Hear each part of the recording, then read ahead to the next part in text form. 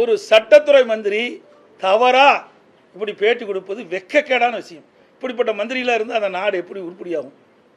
உண்மை செய்தி மக்களுக்கு சொல்ல வேணும். ஏன்னா நாட்டு மக்களுக்கு ஒன்றும் தெரியாத நினச்சிட்டு இருக்காரு சட்டத்துறை மந்திரி.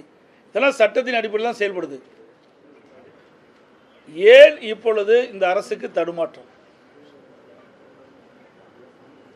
திராவிட முன்னேற்ற கழக அரசு, திரு ஸ்டாலின் அரசு தமிழகத்தில் தற்போது பணியாற்றக்கூடிய டிஜிபி அவர்களுடைய பட்டியலை தயாரித்து மாநில அரசுக்கு மத்திய தேர்வாணைய பணியாளர் தேர்வாணையத்துக்கு அனுப்பப்பட்டது.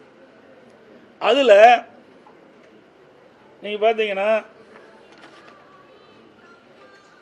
ஒரு குழு அமைக்கப்படுறாங்க. மத்திய பணியாளர் தேர்வாணையம் அதில் அதிகாரிகள் இருக்கிறாங்க. மாநிலத்தில் தலைமைச் செயலாளர்கள், மாநிலத்தில் உள்துறை செயலாளர், இவர்கள் குழுவாக இருந்து மாநில அரசு அனுப்பப்பட்ட அந்த பட்டியலில் இடம்பெற்றிருக்கிற டிஜிபிகள் 3 பேரை தேர்வு செஞ்சு மாநில அரசுக்கு அனுப்புகிறது. இது நடைமுறை. அதில் ஒருவரை தேர்ந்தெடுக்க வேண்டும். இதுதான் நடைமுறை.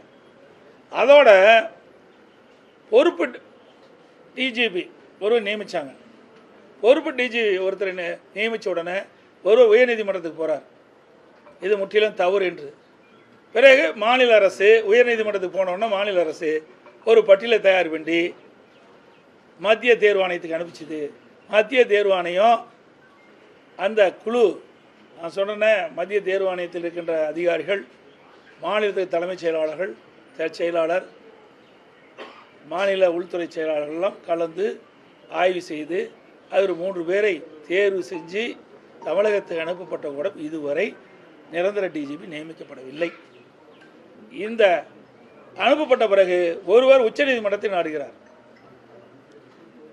மத்திய தேர்வாணையம் பணியாளர் தேர்வாணையம் அனுப்பப்பட்ட பிறகும் இந்த டிஜிபி நியமனத்தில் இன்னும் காலதாமம் செய்கின்றது, விரைந்து முடிவெடுக்க வேண்டும் என்று உச்சநீதிமன்றத்தை நாடினா உச்சநீதிமன்றம் 3 வார காலம் அவகாசம் கொடுத்துருக்குது. இதுதான் நிலைமை.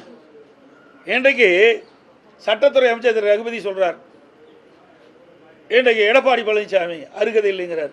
எனக்கு அருகதை இருக்குது, உங்களுக்கு அருகதை இருக்குதா என்று தெரியல. ஏன்னா இது மாநில அரசு அனுப்பப்பட்ட பட்டியல் தான், இது மத்திய அரசு அனுப்பப்பட்ட பட்டியல் அல்ல. மாநில அரசு தான் தகுதியான டிஜிபிகள், பணியாற்றக்கூடிய டிஜிபிகளை தேர்வு செஞ்சு மத்திய தேர்வாணைய அனுப்பப்பட்டிருக்குது. மத்திய பணியாளர் தேர்வாணையத்துக்கு அனுப்பப்பட்டு அங்கே அந்த குழு, நான் சொன்ன இவர்களெல்லாம் இடம்பெற்ற குழு தான் இங்கே அனுப்பிச்சிருக்குது. இப்போ என்னன்னா இந்த 3 பேரும் இவர்களுக்கு சாதகமாக இருக்க மாட்டார்கள் என்று கருதி தான், கைப்பாவையாக இந்த அரசுக்கு செயல்பட மாட்டார்கள் என்று கருதி தான் இதுவரைக்கும் நிரந்தர டிஜிபி நியமிக்கப்படவில்லை. இதுதான் உண்மை. ஒரு சட்டத்துறை மந்திரி தவறா இப்படி பேட்டி கொடுப்பது வெட்கக்கேடான விஷயம். இப்படிப்பட்ட மந்திரிலாம் இருந்து அந்த நாடு எப்படி உருப்படியாகும்? உண்மை செய்தி மக்களுக்கு சொல்ல வேணும். ஏன்னா நாட்டு மக்களுக்கு ஒன்றும் தெரியாத நினச்சிட்டு இருக்காரு சட்டத்துறை மந்திரி. இதெல்லாம் சட்டத்தின் அடிப்படையில் தான் செயல்படுது. பிளே ஸ்டோர் மற்றும் ஆப் ஸ்டோரில் இருந்து பாலிமர் செயலியை QR கோடு மூலம் பதிவிறக்கம் செய்யுங்கள். செய்திகளை உடனுக்குடன் பெறுங்கள்.